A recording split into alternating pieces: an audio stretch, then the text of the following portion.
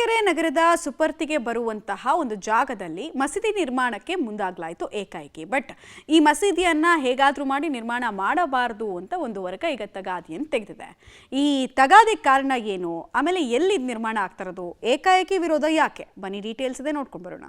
ದಾವಣಗೆರೆಯಲ್ಲಿ ಅನಧಿಕೃತವಾಗಿ ಮಸೀದಿ ನಿರ್ಮಾಣ, ವಿವಾದಿತ ಜಮೀನಿನಲ್ಲಿ ಅನುಮತಿ ಪಡೆಯದೆ ಕಾಮಗಾರಿ, ಪ್ರಾಣ ಹೋದ್ರೂ ಸರಿ ಮಸೀದಿ ನಿರ್ಮಾಣಕ್ಕೆ ಬಿಡಲ್ಲ, ಮುಸ್ಲಿಂ ಮುಖಂಡರ ವಿರುದ್ಧ ಸ್ಥಳೀಯರ ಆಕ್ರೋಶ. ಮಸೀದಿ ನಿರ್ಮಾಣಕ್ಕೆ ವಿರೋಧ ವ್ಯಕ್ತಪಡಿಸ್ತಾರೋ ಜನ. ದೊಡ್ಡ ದೊಡ್ಡ ಗುಂಡಿ ತೆಗೆದಿರುವ ಮಸೀದಿ ನಿರ್ಮಾಣ ಸಮಿತಿಯ ಸದಸ್ಯರು ಸ್ಥಳೀಯರಿಗೆ ಗೊತ್ತಾಗದಂತೆ ವಿಡಿಯೋ ಮಾಡ್ತಿದ್ದ ವ್ಯಕ್ತಿಗೆ ಗೂಸ ಕೊಡ್ತಾರೋ ಜನ. ಇಂತಹದ್ದೊಂದು ಸನ್ನಿವೇಶ ಕಂಡುಬಂದಿದ್ದು ದಾವಣಗೆರೆ ನಗರದ SOG ಕಾಲೋನಿಯಲ್ಲಿ. ಹೌದು, ದಾವಣಗೆರೆ ನಗರ ಪಾಲಿಕೆಯ 31ನೇ ವಾರ್ಡ್ಗೆ ಅಂಟಿಕೊಂಡಿರುವ ಈ ಜಾಗ ತೋಳಹುಣಸೆ ಗ್ರಾಮ ಪಂಚಾಯತ್ ವ್ಯಾಪ್ತಿಗೆ ಬರುವ ಪಾಮೇನಹಳ್ಳಿ ಗ್ರಾಮದ ಸರ್ವೆ ನಂಬರ್ನಲ್ಲಿದೆ.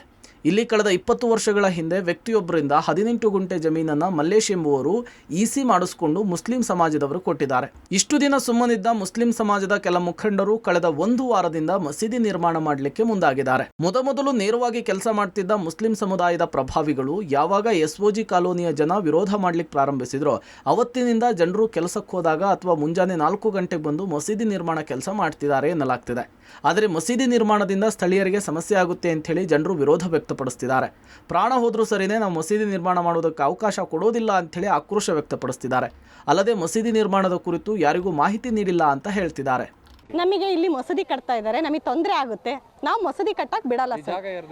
ಇದು ಜಾಗ ಪಮ್ಮನಹಳ್ಳಿಯರ್ದು. ಜಾಗದ ಓನರ್ ಬಂದಿದ್ದಾರೆ ಇಲ್ಲಿ ಆಲ್ರೆಡಿ, ಬಂದು ನಿಲ್ಸಬಹುದಾಗಿತ್ತಲ್ಲ, ಇಷ್ಟು ಜನ ಅವ್ರ ಕೈಲಿ ನಿಲ್ಸಕ್ ಆಗ್ತಿರ್ಲಿಲ್ಲ. ಇಲ್ಲ ಸರ್, ಏನು ಡಾಕ್ಯುಮೆಂಟ್ ಏನು ಇಲ್ಲ ಸರ್.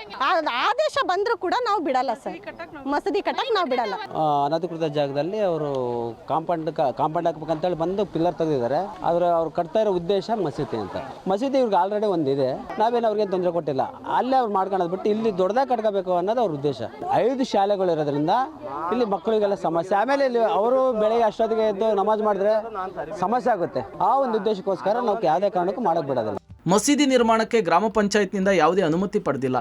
ಅನುಮತಿ ಪಡೆಯದೆ ಮಸೀದಿ ನಿರ್ಮಾಣಕ್ಕೆ ಮುಂದಾಗಿದ್ದಾರೆ ಎಂಬ ಆರೋಪವಿದೆ. 6 ವರ್ಷಗಳ ಹಿಂದೆ ಮಸೀದಿ ನಿರ್ಮಾಣಕ್ಕೆ ವಿರೋಧ ವ್ಯಕ್ತವಾಗಿದೆ. ಈಗ ಯಾರ ಗಮನಕ್ಕೂ ಬಾರದೆ ಮಸೀದಿ ನಿರ್ಮಾಣ ಮಾಡಲು ಯತ್ನಿಸ್ತಿದ್ದಾರೆ ಅಂಥೇಳಿ ಆರೋಪವನ್ನು ಮಾಡ್ತಿದ್ದಾರೆ. ಮಸೀದಿ ನಿರ್ಮಿಸಲು ದಾಖಲಾತಿಯನ್ನು ಕೊಡಿ, ನಂತರ ಕಾಮಗಾರಿ ಆರಂಭ ಮಾಡಿ ಅಂಥೇಳಿ ಪೊಲೀಸರು ಹೇಳಿದ್ದಾರೆ. ಇಷ್ಟಿದ್ರೂ ಕೂಡ ಮತ್ತೆ ಕಾಮಗಾರಿಯನ್ನು ಆರಂಭಿಸಿದ್ದಾರಂತೆ. ರಾಜ್ಯ ಸರ್ಕಾರವೇ ಅನುಮತಿ ನೀಡಿದ್ರು ನಾವು ಅವಕಾಶ ಕೊಡೋದಿಲ್ಲ ಅಂಥೇಳಿ ಜನ ಪಟ್ಟಣ ಹಿಡಿದಿದ್ದಾರೆ. ಅಂದ್ರೆ ನಾವು ಸಣ್ಣರಿದ್ದಾಗ ನಮ್ಮ ಅಪ್ಪನ ಹತ್ರ ಮೋಸ ಮಾಡ್ಕೊಂಡು GB ಮಾಡ್ಕೊಂಡು ಈ ಥರ ಮಾಡ್ಕೊಂಡಾರೆ ಸರ್. ನಮಗೆ ಸಂಬಂಧನೇ ಇಲ್ಲ ಇದು. ನಾವು ಓನರ್. ಇವಾಗ ಬುದ್ಧಿ ತಿಳಿತೈತೆ ಸರ್ ನಮಗೆ. ಆಗಿನ ಕಾಲದಾಗ ಮಾಡ್ಕೊಂಡು ಒಂಥರ ಇದು ಮಾಡ್ಕೊಂಡು ನಮ್ದಂತ ಸೃಷ್ಟಿ ಮಾಡ್ಕೊಂಡಾರ ಸರ್. ಇದು ಪತ್ರಗಳೆಲ್ಲ ಜೀಪ್ ಆಗಿತ್ತು ನಮ್ಮ ಅಪ್ಪಾಜಿರಕರ. ಆ ಥರ ನಾವು ಸಣ್ಣರು ಮೈನರ್ ಗಾಡಿ ನಮ್ದು ಆಗಿನ ಟೈಮ್ನಾಗ ಮಾಡ್ಕೊಂಡಾರ ಇವರು. ಕೋರ್ಟ್ಗೆ ಹಾಕಿದಾವ, ಆಲ್ರೆಡಿ ಕೋರ್ಟ್ ನಡೀತೈತೆ. 4ನೇ ಪಾರ್ಟಿ 5ನೇ ಪಾರ್ಟಿ ಅಂದ್ರೆ ನಮ್ಮ GP ಇದ್ದದ್ರಾಗ ಇದು ಈ ಥರ ಮಾಡ್ಕೊಂಡು ಇವಾಗ ಮೋಸಕ್ಕೆ ಏನು ಹೇಳ್ರಿ ಸರ್. ನಾವು ನೋಡೋ ನೀವೇ, ನಂದೇ ಮೂಲ ದಾಖಲೆ ನನ್ನ ಹೆಸರಿಗೆ ಇರೋದು. ಇದಲ್ಲ ಪಾಣಿ ಗೀಣಿನಿ ತೆಗ್ಸ ನನ್ನ ಹೆಸರಿಗೆ ಬರ್ತೈತಿ. ಬರೋದು ಅದು ಒಂದು ನೈಟ್ ಮಾಡಿದಾರೆ ಸರ್. ಇದು ಮಸೀದಿ ನಿರ್ಮಾಣಕ್ಕೆ ಗ್ರಾಮದ ಜನರ ವಿರೋಧದ ಬೆನ್ನಲ್ಲೇ ಜಾಗದ ಮೂಲ ಮಾಲೀಕ ಅಂಥೇಳಿ ಬಂದಂತಹ ಕುಟುಂಬಸ್ಥರು 20 ವರ್ಷದಿಂದ ಈ ಜಾಗ ವಿವಾದ ಕೋರ್ಟ್ನಲ್ಲಿದೆ, ನಮಗೆ ಗೊತ್ತಿಲ್ಲದಂತೆ ಮಸೀದಿ ನಿರ್ಮಾಣಕ್ಕೆ ಮುಂದಾಗ್ತಿದ್ದಾರೆ ಅಂತ ಆರೋಪ ಮಾಡಿದ್ದಾರೆ. ಒಂದು ಕಡೆ ಸ್ಥಳೀಯರ ಆಕ್ರೋಶ, ಇನ್ನೊಂದು ಕಡೆ ಜಮೀನು ವಿವಾದದ ಮಧ್ಯೆ ಇದು ಯಾವ ತಾರ್ಕಿಕ ಅಂತ್ಯವನ್ನು ಕಾಣುತ್ತೆ ಅನ್ನೋದನ್ನು ಕಾದು ನೋಡಬೇಕಿದೆ. Puneeth, public TV, Davanagere.